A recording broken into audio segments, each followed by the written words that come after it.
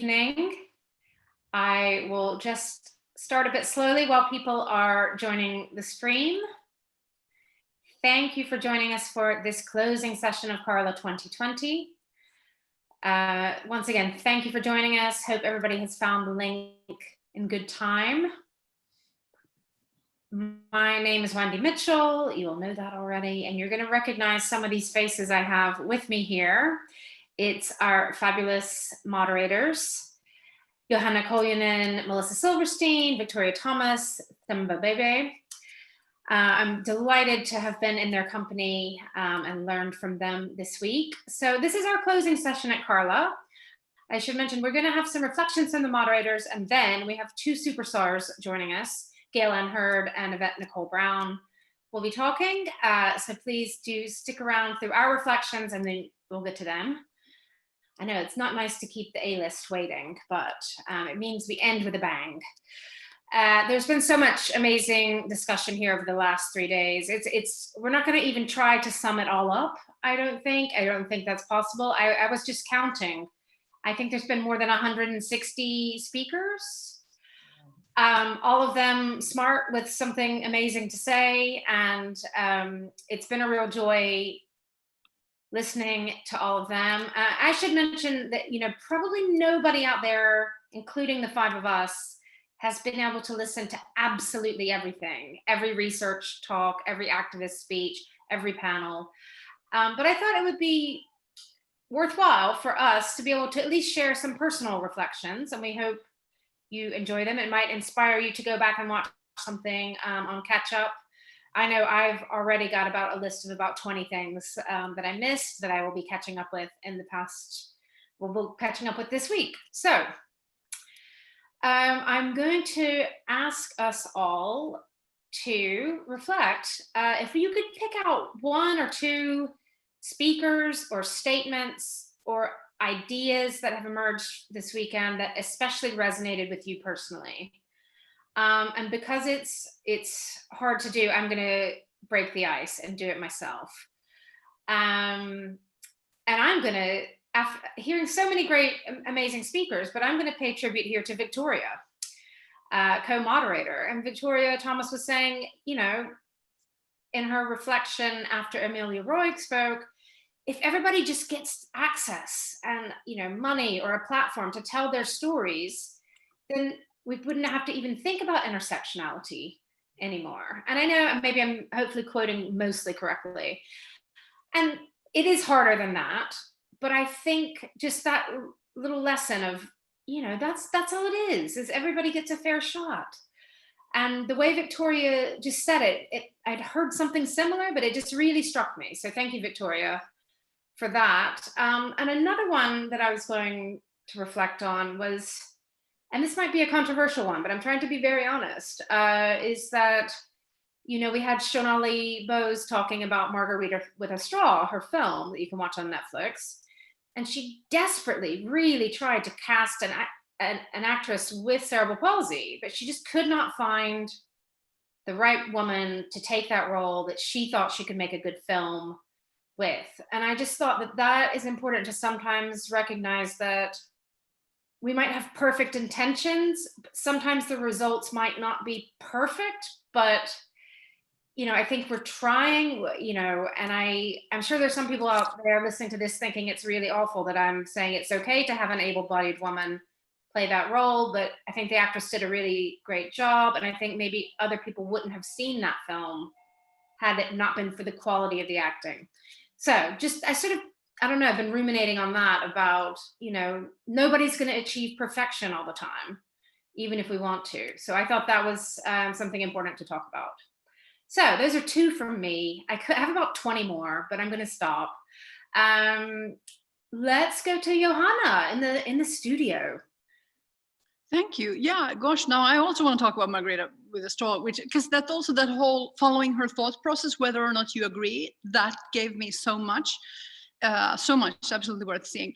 But I also loved your financing panel with F.T. Brown and some other rock stars. Absolutely, like fantastic. But I think a lot of people have found it. So I would like to recommend a gem that you may not have seen yet.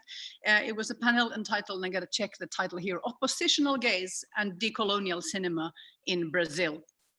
And this was a conversation between 3 women. It was hosted by Tatiana Carvalho, who in the beginning of it, like on the top, just starting out, she challenged even the concept of progress, which she said is so often defined, this idea of progress, as a machine that puts time to the service of wealth, making wealth and opportunities for only some parts of the population. And Brazil, of course, is a majority Black country, which you wouldn't necessarily know looking at a lot of the audiovisual content that is made there, which Joyce Prado Almeida, who's a producer, spoke very powerfully about on the same panel. And this conversation was both very practical and completely unapologetically intellectual. And then at the very end, Janaína Oliveira talked about the context of the pandemic moment in Brazil, and it was just like goosebumps. And I think everybody should go see this whole thing. It was so good and so valuable, and also this like snapshot of this moment. It was happening in Brazil and in the industry right now. Thank you. Yeah, I haven't watched that one yet, and I definitely will now. Let's alphabetical order by first name. Melissa. Hi, can you hear me? Okay, Yeah. Great. Okay, so I just wanted to reflect on disruption. I think that we talked a lot about disruption this weekend, and I wanted to remind people that doing this work is really political. And don't forget that demanding a space and challenging the narratives is a political act in itself. And so just remember that. I also wanted to share some, 2 quotes that I wrote down, one from Joey Soloway. The male gaze is the tool of the patriarchy. Every guy who's making a show or movie is creating propaganda for his privilege and his way of seeing. And so I can draw a direct line to Trump, a direct line to fascism, a direct line to every man who believes that the world belongs to him and that he should be king. So I feel like that is basically my motto of I'm going to be the opposite of that in my life. And then Karen Boyle, in her discussion, she said, the cultural value of abuse in the film industry is consistent with the stories that the film industry has wanted to tell. So my takeaway from that is basically the entire industry is based on, rape culture. And that we need just to remember when we take our political acts to make change that, these is the basis that a lot of things are operating from. And that's my reflections. Thank you all so much for being a part of this. Powerful reflections. And yeah, everything that came out of Joey Soloway's mouth, I just took a note of. Themba, let's go to you next. Yes, there was a bell ringing here, so hopefully I will not be interrupted by somebody ringing on my friend's bell. But there have been so many powerful statements which have been made, during these 2 or 3 days. And I just wanted to reflect on one of the leitmotifs of quite a lot of the discussions that we were having, which is the temporality of change. Quite often, diversity and inclusion policy is quite often referred to as something in the future, this future perfect. We will include you, we need to do more. Our society will become more diverse. I think we saw this quite a lot in the proliferation of statements which were made by lots of institutions over the past 3 months. And during the World Awakening conversation, which I do really recommend to everyone, which was a conversation with Getty Ferran, Natasha A. Kelly, Janaína Oliveira and Pauline Clegg, so 4 Black and Indigenous women from across the 4 corners of the earth. In this really apologetic conversation, Natasha A. Kelly made a reference to something that Audre Lorde said, which is that we were not meant to survive, right? And so this is a reference to Black people, but also to Indigenous people. I think we're now having a kind of moment of clarity around white supremacy, because it's quite often been described as a misnomer. Quite often white supremacy stood in for white supremacist fundamentalism, and people haven't really understood the full extent of the superstructure. So now was one of these times in which the matrix glasses were kind of taken off, to quote Emilia Roig during a panel in Cannes. And so if you go with this idea that, of the past 500 years, Black and Indigenous and other people of color just weren't meant to survive, we are now living our future, right? We are now, especially in a time now when we are the guardians of our image, where we are able to reclaim our images, our narratives, our history through film, we are fulfilling that future now. And so there's very much a difference between the way that's perceived amongst us, and then how can I say this, some mainstream or majority white societies where wherever you bring up that question, you're told it will happen tomorrow, the day after, or the day after that. And so I think that was kind of, that was one of the most important takeaways of how we can make this change happen now. That's a really great point. Yeah, because it is always this futuristic language. We will, we could, we can, not we are. Exactly. Yeah, that's really important. Thank you, Themba, for that. And Victoria, what struck you? I was very struck by the energy, and the enthusiasm that came from everybody. And I love the fact that so many different people from all around the world were talking without actually engaging with each other first, but we're all literally saying the exact same thing. And so it was really refreshing that everybody felt like we're on the same page. And so I don't think I can pick out anybody to recommend, because I just think we should watch everything. I try to watch so much, and I also learned a lot from just listening to people. But I was particularly struck by some of the things that Heather said, the way she articulated certain things, and this notion of marginalized people being the minority, and sort of saying like, we're not the minority, actually, we are the majority, and but the minority is writing the narrative of the world. And so even in the finance panel just now, somebody sort of said like, we're all agents of change. And Heather, again, going back to her, sort of gave this metaphor of the circle, that we have the colonizers in the circle, and then we're all kind of around it. And so sort of going with this notion that we're all agents of change, I think it's about, getting into that circle and just taking our rightful place, because we all have the right to be there and to share. So for me, I think that was it, because, she also said like the whole thing about diversity and the language, like we're talking about it is as though there's a standardized norm and we're the exception, but there's no real standard form of humanity. And so for me, that was very empowering for me, that actually, we're not diverse, we're humans. And we're all supposed to be in that circle. So I think everybody out here being agents of change, we should all just go out and just take our place, or claim our place, because we have our place. Yeah, the place is there. Yeah, thank you for that. And yeah, I would encourage people. Heather Ray gave her own talk, and then she was also on a roundtable today. So she just said, lots of amazing stuff. And diverse from what? White men. Yeah. But, I think that was really powerful moment. So we only have a few minutes left. I'm going to ask each of you, what is one action you're going to take, or something you're going to think about differently? I'm going to say very clearly, like, as somebody who is a journalist, sometimes a writer, hearing what Karen Boyle was saying about the way the media sexualizes content in a way that doesn't need to be sexualized. Even though I write for a trade magazine, we do that. We put a sexy headline on a story that's really more thoughtful. So I want to try to do better with that. And also just, it sort of builds on, I'm kind of lumping this into one, Joey Soloway said, don't just look for the most powerful person or the most experienced person.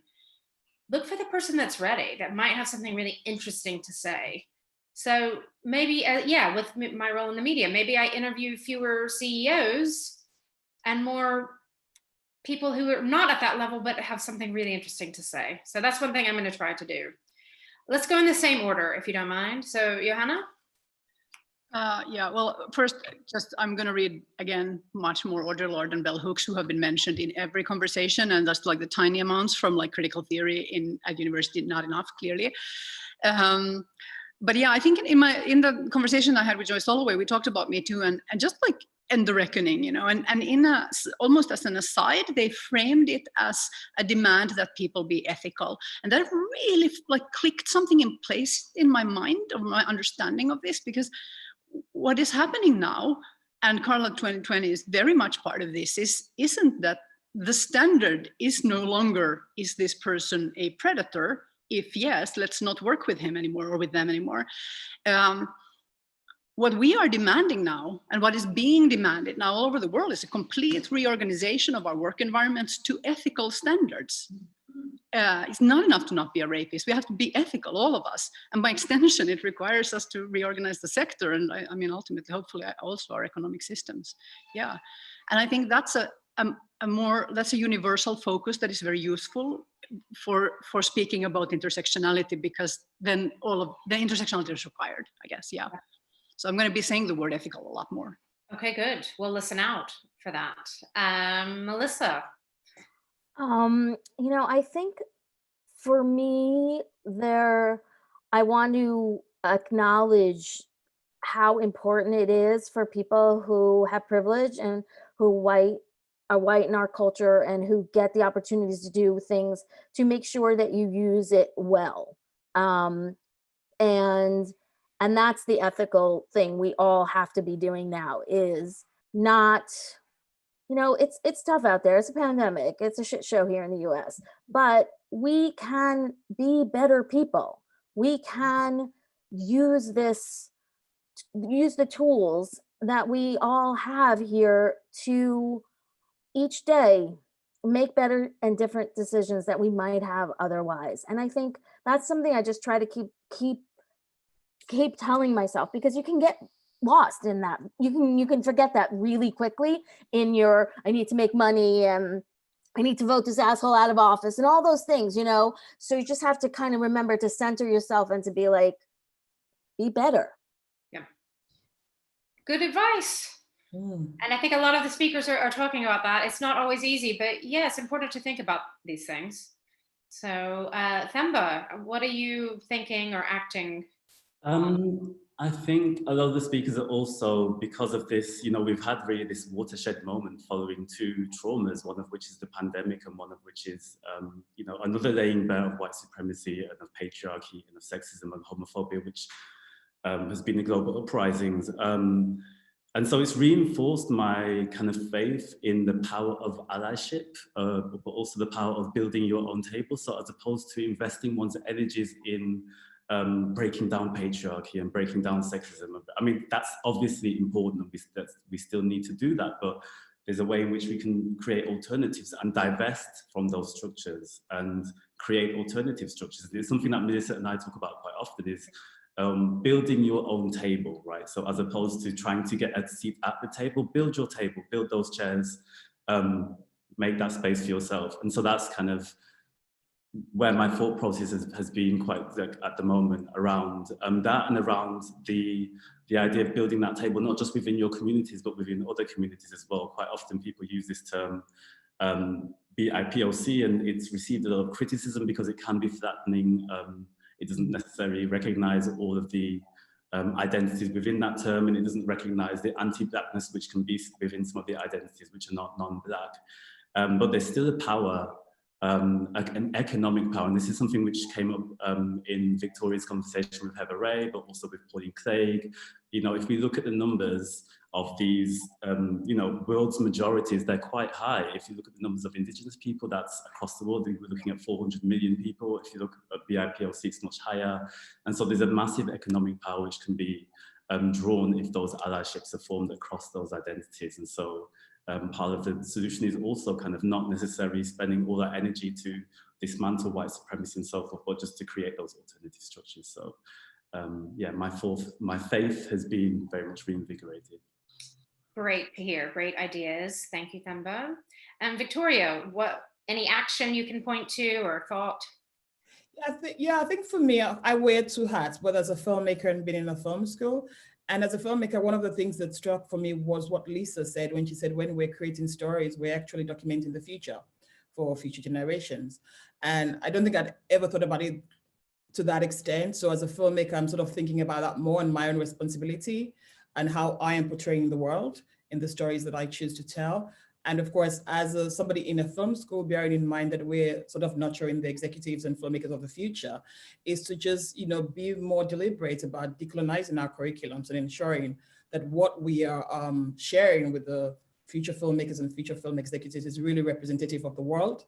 You know, even down to the visiting tutors that we bring in. Since I took the job, I've been very deliberate about making sure that, you know, my tutors are not just white men. You know, I've been very, very proactive about just getting people from other parts of the world and different genders, sexuality. And we've been very open in the class about talking about diversity as well, and why as future filmmakers and film executives, they have to be aware of that. So I think for me, that would be it, is, you know, telling stories that are reflective of a real world, and also ensuring that when we're nurturing the future talent, we're kind of also contextualizing the curriculum as more than art. Yes, wonderful thoughts. I'm glad you're teaching some of those filmmakers of tomorrow as well. We have to wrap up this little section, but I want to say, you know, it's been an absolute joy that Helene brought us all together. I've learned from you guys in the preparations, in the talks. It's been really wonderful. I look forward to a great dinner somewhere in person at some point when it's safe. I'll buy the first round of drinks. No, thank you so much for sharing your reflections, because it's also hard to boil this down into a soundbite, isn't it? So I know you have more to reflect on, but it's been a joy working with you. Thank you. We will all see you again. Bye. So thanks to moderators, and job done. And now it is really a very special privilege that in this last block of Carla, which we're calling This is the Beginning, Solutions for a New World, we're actually going to bring on both joining us from Los Angeles on their Sunday morning still. They hardly need an introduction, but I'm going to introduce them very briefly. We are welcoming Gale and Hurd, who is one of the top TV and film producers in the world, whose credits include The Terminator, Aliens, Walking Dead. She runs LA-based Valhalla Entertainment. She's awesome. Thank you for joining us, Gale. And more awesome, we have Yvette Nicole Brown, who is an actress, writer, comedian, and host, also based in Los Angeles. You will know her from TV's Community, The Mayor, Drake and Josh, much more. Her films include Disney Plus's Lady and the Tramp, and Always a Bridesmaid, which she wrote. And we were going to talk to her about that a little bit. And I was really just impressed to hear that you ladies are friends in real life. So I'm glad you're joining us together. I think it's quite special. Girlfriends lift us up. So I'm glad to have you both here together. We have heard so much for 2 days that our head is spinning, but a lot of it has been about how do you carve out your own place? Does somebody give you permission to do what you want to do? And I'm just curious, for each of you, can you speak a bit about your place now? And did it feel like you had to carve that? Was it waiting for you? Who helped you along the way? Or was it just a fight to get your place? Gale, let's start with you, if you don't mind. Okay, and first of all, I'm actually in Seattle. Oh, in Seattle. I'm visiting my daughter, who just moved here. But yeah. No, I don't know about anyone else's experience. I do believe in the old boys club. People were given things. People were given a leg up, a handout, access, and opportunities that were denied anyone else. That said, I was very lucky to start my career in 1978, working for Roger Corman. And at the time, and even now, you know, he's not over 90. He has always been an equal opportunity employer. He believed in me before I believed in myself, because culturally, as a young woman, I was taught that my job was to be a helpmate. My job was essentially to think of myself not in terms of what I could achieve, but what I could help essentially men or my boss achieve. And Roger dispelled me of that. And he's the one who identified in me, before I identified it in myself, that I would make a good producer.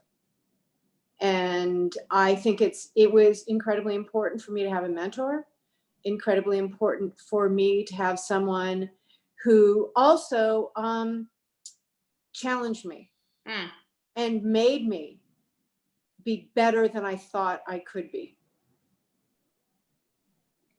And did, after you worked with Roger, how then did you, start producing more on your own and forming your own company? And, was that a struggle, or was that just, it felt inevitable that you were just going to do it?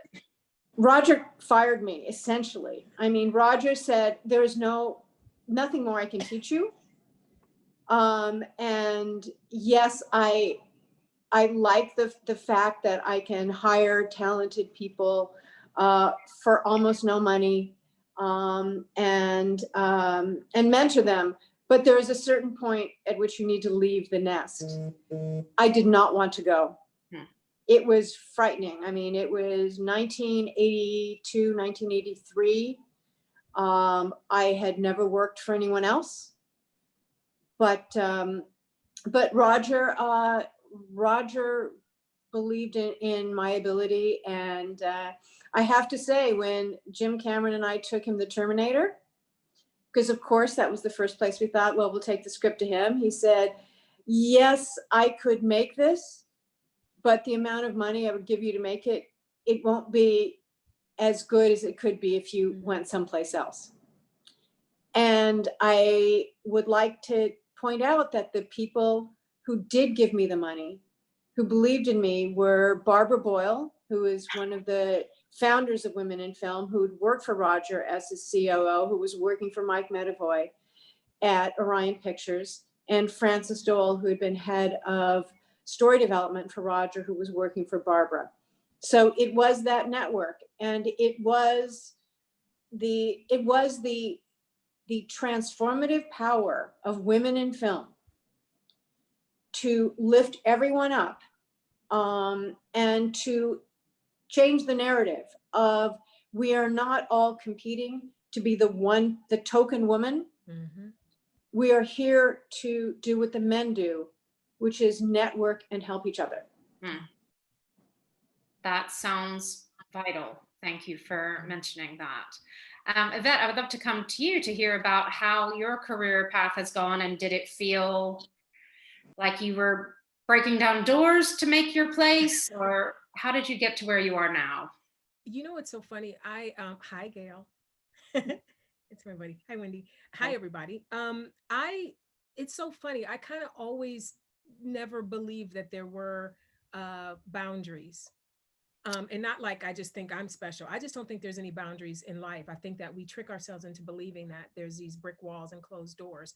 Now, I'm not naive. I understand that racism exists and sexism exists, but I have decided that that's not going to stop me or anybody else that really wants to make something of themselves and make art. So when I hit a brick wall, I go, well, that's just not the door or the wall for me. I got to go around and find another way in. So that's the way I've always lived my life, and how I exist within my career.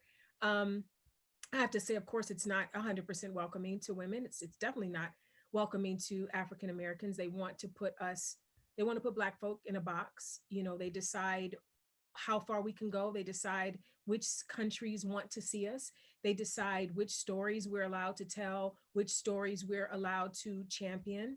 I like to believe that it's changing a bit now, because people are now willing to say Black Lives Matter. And I believe that they actually are starting to believe that Black Lives Matter and Black stories matter. But it's a learning curve, and I bob and weave within it. The blessing of my career, I will say, is that I have been able to meet like-minded individuals. Gale is one of them. She and I met, of course, because of The Walking Dead, but she was getting interviewed. There was an opportunity for her to be interviewed by Interview Magazine, and she asked if I could be the one to interview her. Now, Gale had met me maybe once or twice at this point. She had seen me on Talking Dead, and she was like, I think you can do this. I think you should be the one to do this. And it's been people like that in my entire career that see something in me before I even see it and create opportunities for me. And I hearing her talk again about Roger, I see that that was instilled in her probably from birth, but also her industry experience taught her that it's better when you help. It's better when you hold doors open. There is no only one person can get in. That's a lie. That's a lie, and it's a myth. And I think the more of us realize that when you get through a door, you're supposed to wedge it open and flood as many people that don't have opportunities through it as you can. And Gale represents that. I hope that I represent that with the movie that I created. And you know, it's enough room for everybody to come and play, and I think everybody should have a voice. Thank you. And have you been parts of either formal networks like Women in Film, or maybe just informal, you know, gangs of women that help support each other? Is that something that has existed for you? Yes, I was in Women in Film when I first came to LA. And also I'm in a sorority, the one that I hope our next vice president is from Alpha Kappa Alpha. I hope that happens.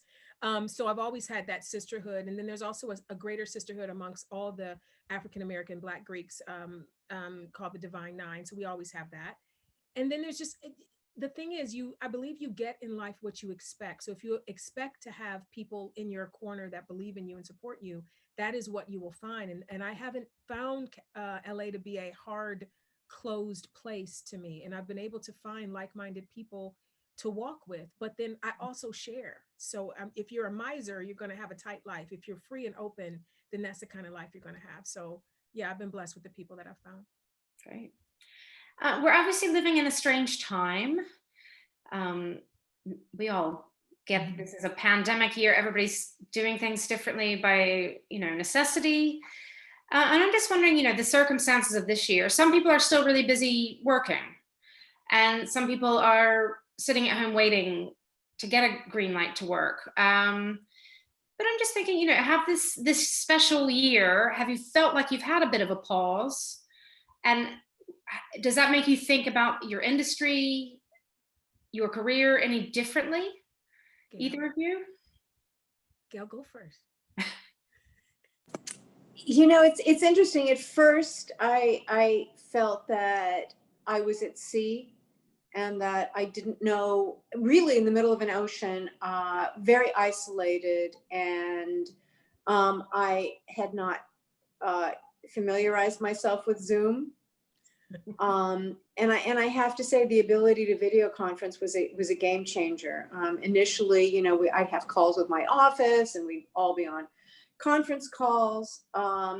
And then it was actually my daughter, who was finishing up law school, who said, I am taking all of my classes on Zoom.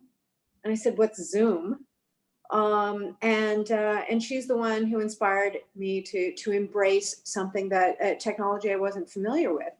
And it's been a game changer. I mean, my company is pitching a number of projects all across the board, from documentaries to science fiction, features and series.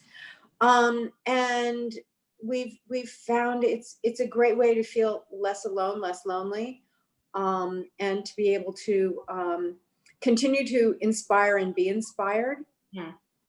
But yes, I have reevaluated. I've certainly reevaluated not only the stories I want to tell, but the people with whom I want to work to tell them. And because when you are on that treadmill, when you're on that hamster wheel, and you're just running and running and running, you don't get that time to reconsider whether what you're doing is in line with your values, or if you are successful, is that really what you want to put out into the world? Hmm. And now I have the time and the focus to do that. And should we expect something different, radically different from you? I don't think you need to be radically different. You know, I just, what people don't know, and I know that Melissa does, is that I've also produced 3 documentaries about Indigenous peoples. The last one, very proud of, about Wilma Mankiller, the first woman elected principal chief of the Cherokee Nation. And I really want, when my name is on something, to be very proud of the message that it's telling, as well as, you know, is there inspiration in it? Is there something that that it encourages people to be better? And I actually think that's true of many of the things I've done, and also true of The Walking Dead. You know, the thing that we don't always think about is we think about the content we create maybe, but what impact is that going to have in the real world? And Yvette knows this better than anyone. We've created this Walking Dead global family around the world of people who help each other, who encourage each other, their fans, they're the cast, they're the crew. And that's another thing that I find incredibly inspiring. Even when we can't be together at conventions, where we can't be together on the set, yet we can continue to help inspire and reach out to each other. Right, you can keep that community going even if you can't be in the same room physically. Yvette, I watched an interview you did where you were very clear talking about the kinds of roles you want to take and you don't want to take. And a lot of it is to do with projects that have some sort of positive message or something you feel connected to. Can you talk a little bit more about how you choose your roles and if you're thinking about that any different way after this crazy year? Yeah, I'm kind of, everybody knows I'm like Prudy McPrude and PG-13 at heart. I just like to create things that, you know, 8 to 80 can enjoy, you know. It doesn't mean that I don't dip a toe into adult things. I'll do something a little naughty if it's voiceover or something where it's not my face. But I always say that I started my career on a kids show. I did Drake and Josh, and that show continues to run. So every 3 or 4 years, there's a new group of 12-year-olds discovering the show. And I don't ever want to do something that will cause them to be confused because I need a check. So in order to not do that, I have to make sure that, one, I'm a good steward over my money. I'm a great saver.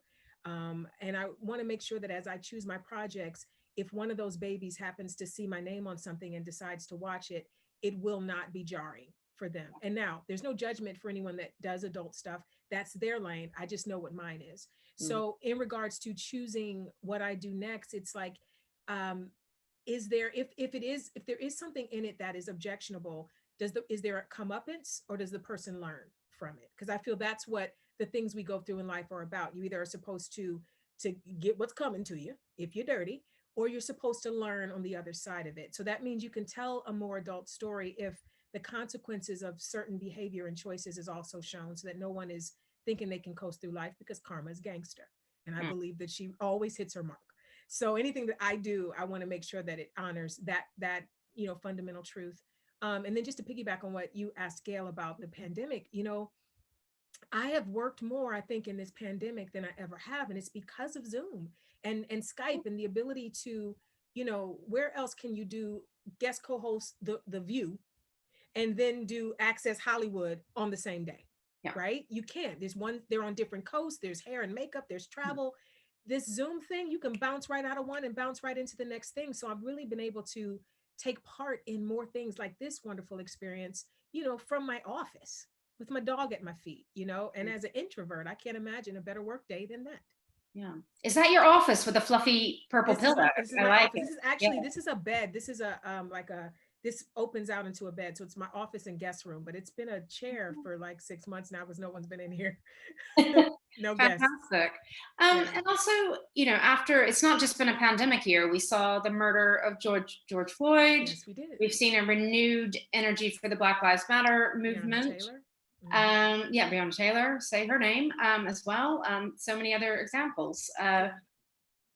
Is that making you think differently about, as a Black actress, you need to be seen or heard, or how have you been reacting to that? Well, you know, I've moved more into the activist space because of that. I am unapologetically vocal about the things that matter. If that is the election, if that is Black people being killed in the streets, I'm all about it. And I don't care if it costs me jobs. Call me crazy. I really want people to have health care, and I want them to be able to, you know, live a good life. And I'm not going to allow my need to be on television to keep me from speaking about the things that matter. And so I don't know how scared my agent is about this decision I've made, but I'm going to walk boldly in this direction. I've always said that, you know, you need to be on the right side of history. And I believe that any platform we are given it in order to be a light. That's the only purpose. If you have a platform, 1 million people following you, and all you talk about is lip gloss and these brand new, this dress I'm wearing and these beautiful, who cares? Like, people are literally dying. So whatever art that we create, anything we put our mouth on, any little Zoom bubble we pop into, there needs to be something inherently good about the choice to do it. There needs to be a reason that we are showing up in these spaces, and it has to be beyond someone thinking you're personally fetching or someone thinking that you are important.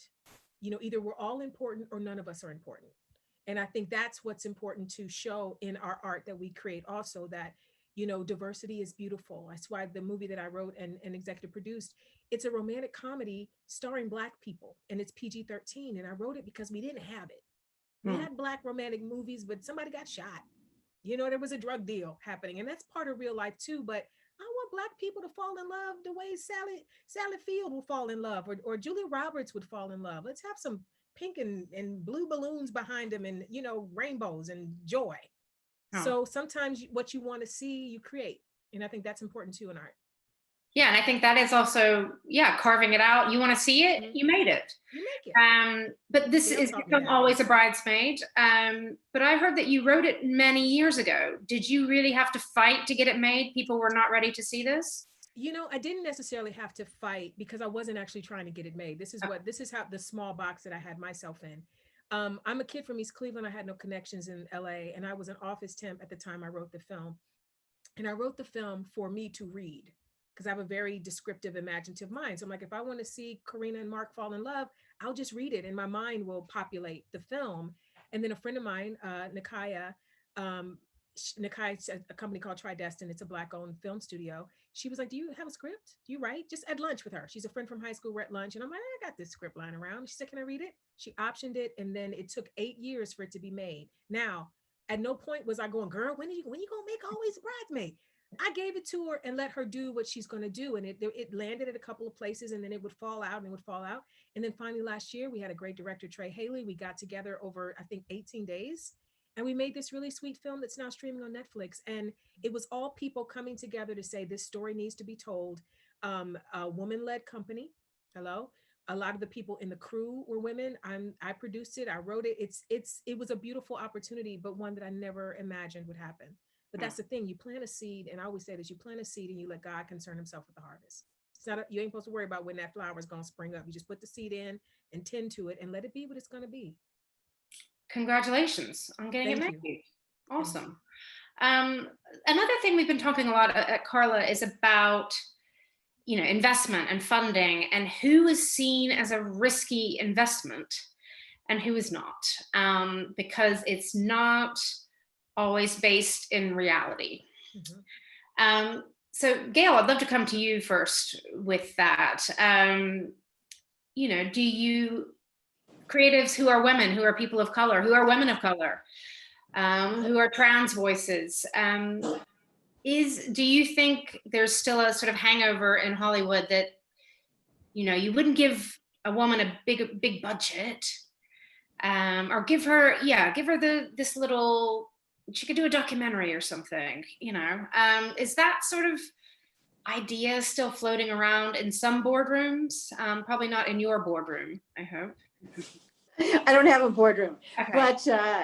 but yes. And I think that it really goes to the fact that women are still considered to be riskier investments.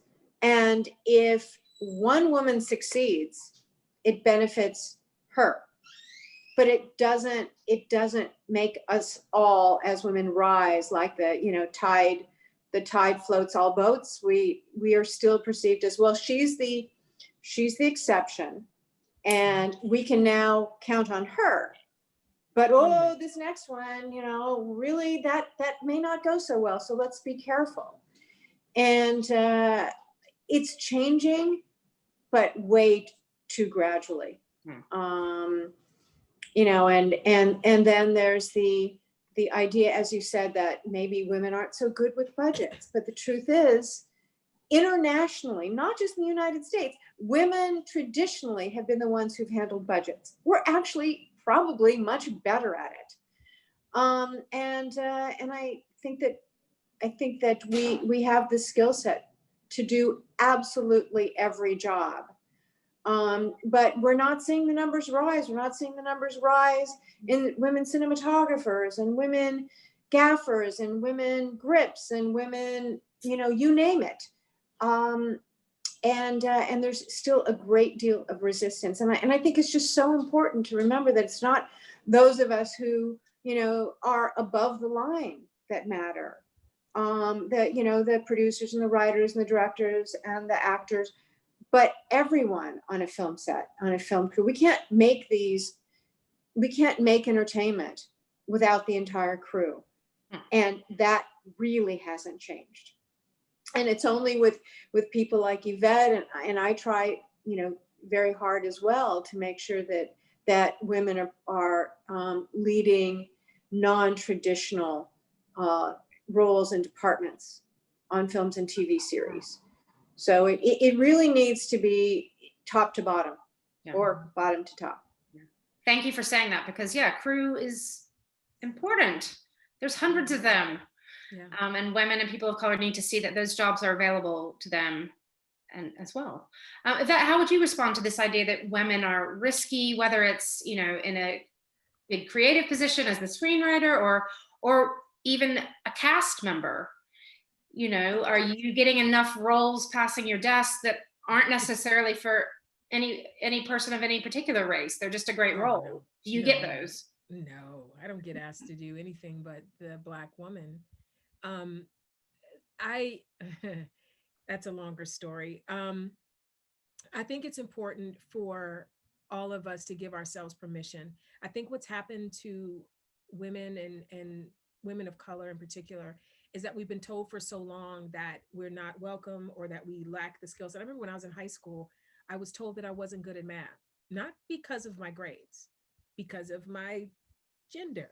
I was told that I was not good at math. And I believed it for a very long time until I got to college and then started to ace math. And I'm like, I can do this. So I think what happens is that there's a lot of little inner things that are told to us from the time we're young about being ambitious. I talked to Kamala Harris about this recently, and she said, I interviewed her for Emily's List, and she said, men have ambition and women are ambitious.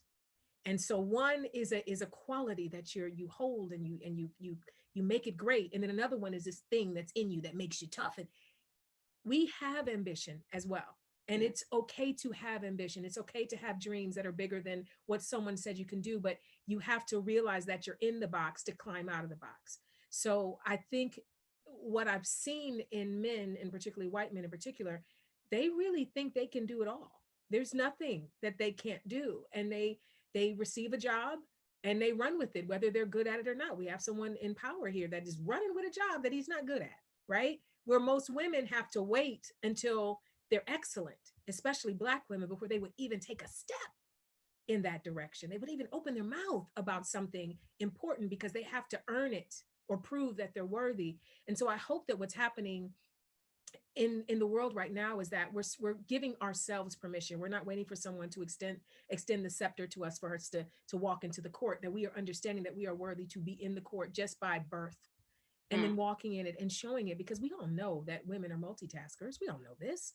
We know that women are running households and companies, sometimes behind the scenes, right? We're the ones that are working the hardest and other people are taking the credit. I've been in boardrooms where a woman has said something and it's crickets. A man will say the exact same thing 5 seconds. Oh, Bill, that's amazing what you said. This is what we do. We're like the Trojan horses, the Cyrano de Bergerac of every industry. So it's time for us to step out from behind and realize that we can do it, because we've been doing it. We've been doing it. That's really amazing. Yeah, time to come out of that Trojan horse, I think. Yeah. I wanted to ask both of you, we're starting to wrap up, unfortunately, with time. And I don't expect you to have all the answers, because one thing we've talked about at Carla, nobody has all the answers, but we all might have an idea or two. So do you have an idea or two? You've both said that you have seen some positive change over the years. Do you have any ideas of how we can have more change, maybe a little more quickly? Are there things we can do as audiences, as there's film industry watching, there's film academic researchers and the media studies watching? What any ideas of something we can do? I've actually been saying this for years.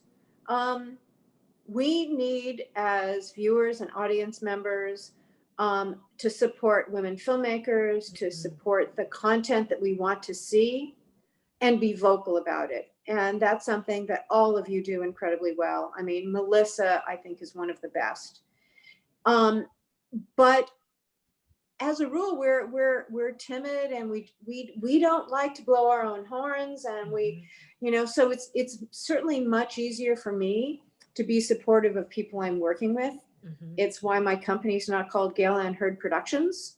But we also need to be confident in an uncomfortable role of selling ourselves.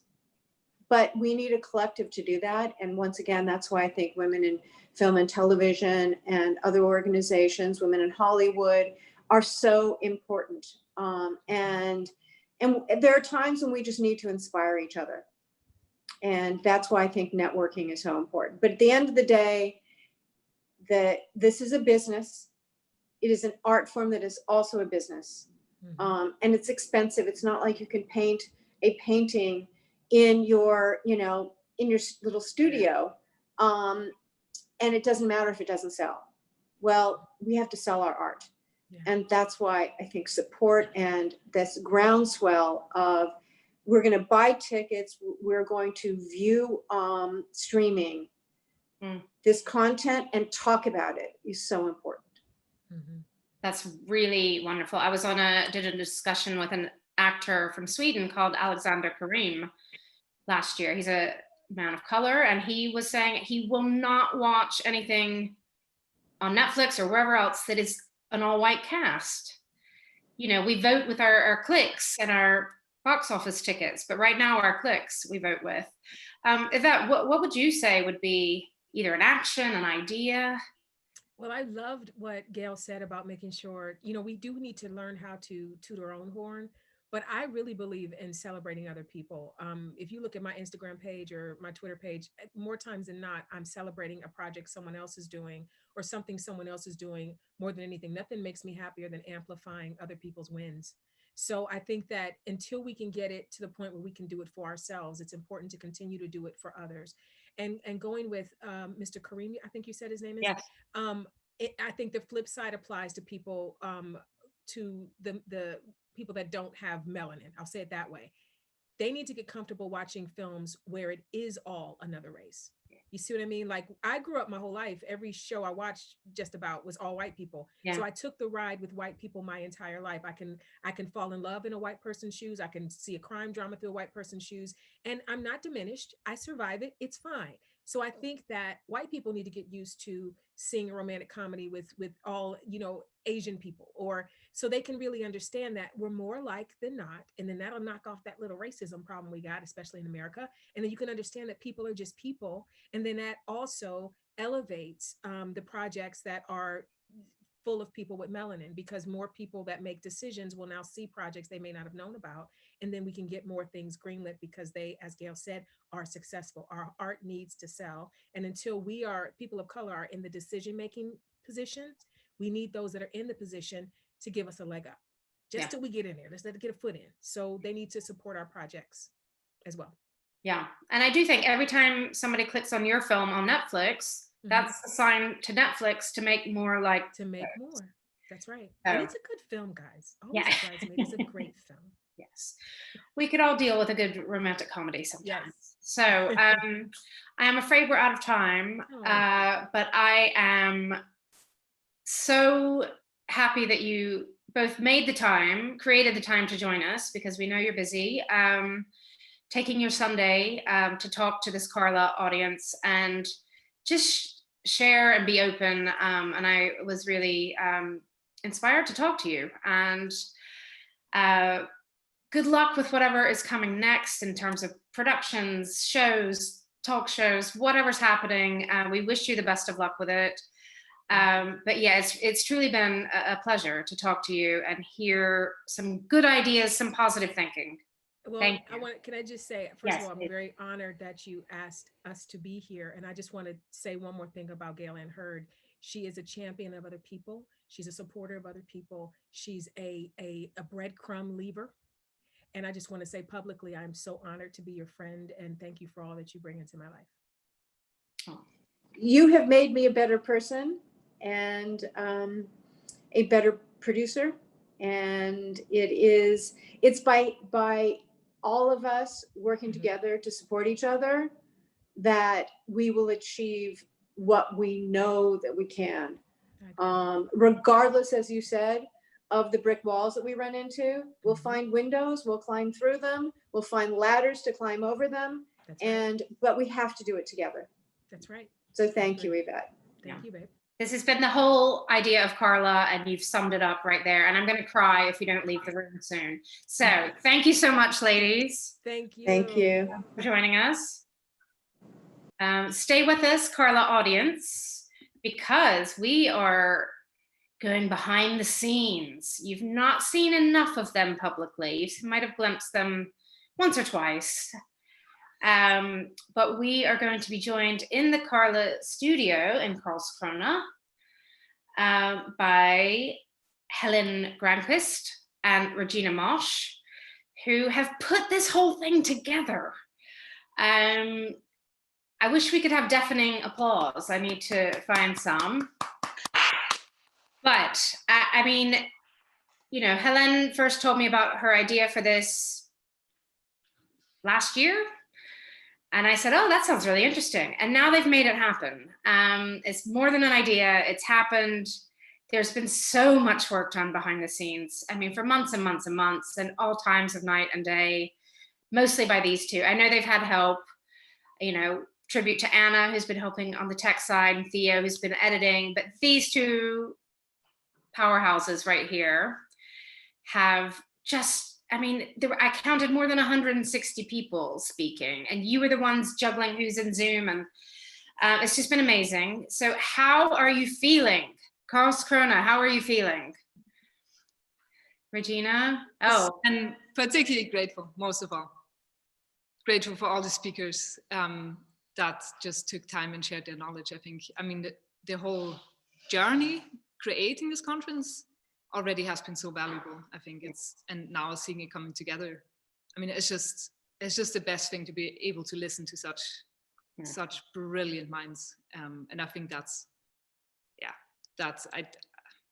but we said beyond words. We said so many times, because we had initial meetings with all these participants, and we said so many times, because oh my god, this is good. It doesn't matter if it will be no Carla, because we had this moment with this particular person. So even the journey to Carla has been like Carla, and it's also so nice to share that feeling that we have been carrying, because it has been intense works for the last 6 months. It has been a vision for 2 years, but the last 6 months has been an intense working period where we have had it. Regina in Highlands in Scotland, and I'm in southern Sweden, and we have been on FaceTime and the computer at the same time every day. Yeah. And I also just want to mention what a gift it is that you were able to offer all this to participants for free. Because I think you have some sponsors, but I just think that's been so important to the ethos of it, that also people are going to be able to go and watch videos online that they missed. They might go to YouTube and see some. So also, I just want to say well done on making it free. Can we comment on that? Because I think we have somehow the same way of looking at things. You can either have relations or you can have transactions. And I think the difference is that a transaction is that if I give something to you, I expect you to give something back. That is a transaction. But in a relation, you give something to someone. And you don't. Then I know I don't have to have anything back from you, because I can trust you. You will give it away to someone. And I think that is true solidarity and true love. that you dare to give something, and you know that there will come a lot of things, a lot of unexpected things that we didn't know about. But if we do something, then expect to have something back directly. And I think that was, yeah, I think so too. isn't that what we talk about all the time? Exactly. Yeah. It's not about competition in a way. It's just about sharing, and I think that is so much more rewarding. Yeah, if you have anything else. If you have two people standing beside each other and say, no, but I want to stay in the front because people will have difference choosing between us. Yeah. It's not that. You have the availability to have two different views of something. Or 3 or 4 or 5. Or 3 or 4 or 6, 5. A complexity. Yeah.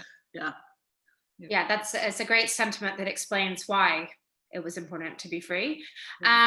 It's probably not fair because you two are probably have been able to watch most of it. Yeah. And I'm not going to ask you for a highlight because it's like picking a favorite child, but just overall, are you thinking about the world a little bit differently tonight than you were a few days ago? Yes, absolutely. Yeah. To start. Absolutely. I think this urge to talk and to come together, that's become very obvious, I think, throughout this weekend. And also, these people around the world think about the same things right now and have the same urges to express themselves. I think that's what we've discovered so much, that, people have this urge to be seen and tell their stories wherever they are or to whichever community they belong to. And I think that's unstoppable right now.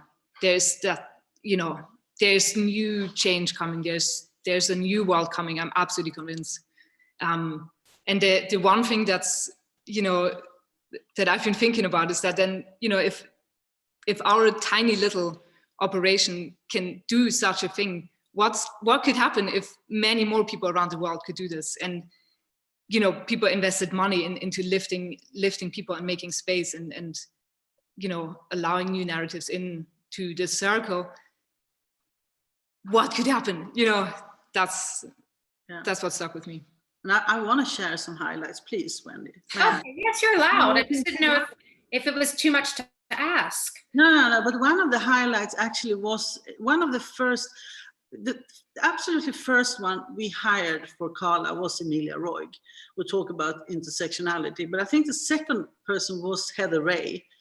And that was really an eye-opener for us because she talked about the circle. And this circle, and the circle that has 3 ingredients. One was the stories, one was the power structures, and the future. And it's been so interesting because this analysis, every single panel, keynote, speech has been about that. So I somehow, she was like an architect talking about that. So that was not her speech, that was our conversation with her. Wow, she opened up something for us. And then today, we had a conversation yesterday with Miriam and Danielle from Lebanon. And today I had a conversation, Sisters in Film, with there is a network from the Middle East where 2 of the participants, Danielle was there again, and it was another Miriam from Lebanon, Dana from Jordan and Palestine, and Erige from Tunis. And in that conversation, some things happen because we have a tradition in WIFT Sweden when we do our networking that we share what do you need and what can you contribute with. And when Dina from Jordan and Palestine, because I asked them the question, then she said that her need was to bring out their stories. But then that was the same as her contribution. And that was so interesting that it's something because, I need money to my film and I can contribute with some skills I have. But for her, it was the same thing. And that was the circle in a way. That was really interesting. And then Danielle from Lebanon, and the situation in Lebanon right now, August 4th, the blast destroyed the area in Lebanon where most of the filmmakers, post-production houses and theaters were. So they live right now in a deep, deep crisis. But the strength and positive energy they had, even if it's 3 weeks, that everything was damaged. also was so encouraging. And when Eridy said something about ticking the box, then Danielle said, I don't want to use the box. I think we should call it a landscape. Yeah. Yeah. So that's some of my favorites. It's really, you are in the same room, in the same relations, but you just decide to look at them in another way. And that's what I have seen also through, it doesn't matter where in the world you are. You can be in India and in Brazil, in New Zealand, in Australia, in the US. Yeah, another thing this morning, Lara from Edema Foundation, we had a panel about 50-50. And someone talked about the international perspective. And Lara is in Johannesburg. And she said, it's important to remember, what do you mean when you talk about the international? With which gaze are you defining the international? And I think our gut feeling is that we need to talk more about Africa. Yes, and other countries. Yeah, absolutely. Yeah. I know there would be hundreds of people literally to thank, but do you need to say a thank you to anyone before we wrap up? Yeah, I would like to start to thank your moderators, because you came into Wendy, Johanna, Victoria, Themba, Melissa. Fantastic. You have been so supportive. Anna and Theo, who has been here supporting us during this, but the one who should have the biggest thank you. I don't give a shit that it's Corona. Thanks. Thanks. Okay. Thank you. You guys are in charge. Are you okay if I wrap it up now, or do you have any final? Good. Okay. Thank you, audience. Thank you, all participants, all of you who shared so generously. Thank you, sponsors. Yeah, thanks to everyone. Yeah. Okay. I'm going to say just another round of thanks before we fully go goodbye. I mean, I want to thank everybody who spoke, everybody who tuned in to listen, because if you're speaking and nobody's listening, then it doesn't matter. So thank you to the audience, Helene, Regina, Anna, Theo, Henrik at the Carl International Film Festival, which is another partner. Obviously, Carla was organized by WIFTI, Women in Film and TV International, co-hosted by Carl International Film Festival in Karlskrona, supported by Swedish Film Institute, Eurimage, Swedish Postcode Foundation, Canada Media Fund, Screen Ireland, and literally had dozens of other partners, including film festivals, so many chapters of Women in Film and TV from around the globe.